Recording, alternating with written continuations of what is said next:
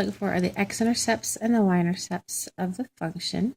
To find the x-intercepts, we set the denominator equal to 0. To find the x-intercepts, we take the numerator and we set it equal to 0. And we solve for x. Since I don't have any values to solve for x, there are no x-intercepts. We're going to find any discontinuities that we may have. So we're going to take the denominator and set it equal to 0.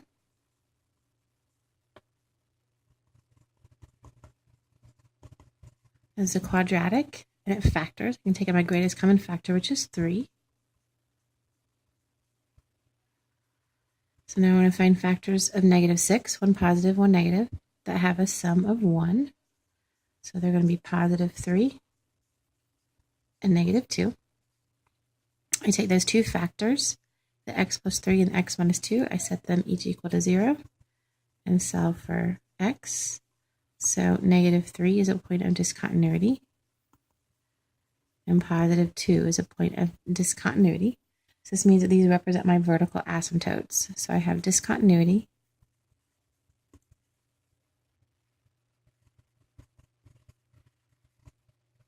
at -3 and at 2. I have a vertical asymptote at x equals -3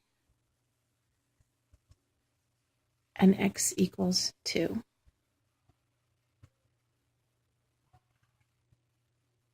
When I look for a horizontal asymptote, I need to determine the degree of the numerator and the degree of the denominator.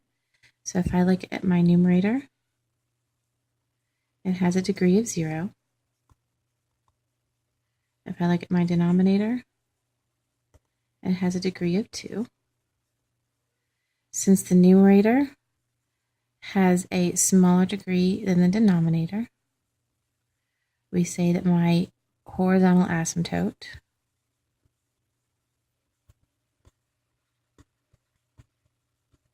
is going to be at y equals 0. Remember, if the denominator has a higher degree, it's always going to be at y equals 0. I'm going to look for any holes that I may have in my function. Any holes is when you have a factor in the numerator that will simplify with the denominator. If I were to rewrite this in factored form, it would be 1 over 3 times x plus 3 times x minus 2 for my factored form. Since the numerator doesn't factor, it's just a constant number 1. The denominator's factor. I don't have any common factors that are on the top and the bottom, so I don't have any holes.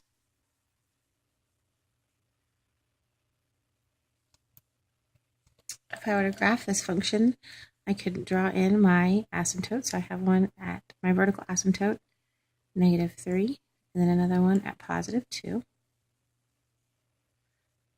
I have a horizontal asymptote at y equals 0, so that would be the x-axis.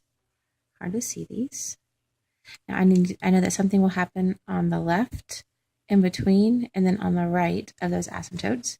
I'm going to use my graphing calculator to help me out, and I did have to reset my window to kind of help me find my values, but I can see that on the left-hand side, I'm going to have a C-shaped curve.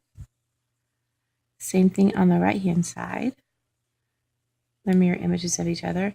And then I have what appears to be a parabola down here in the bottom. I can trace it to find out what that value is.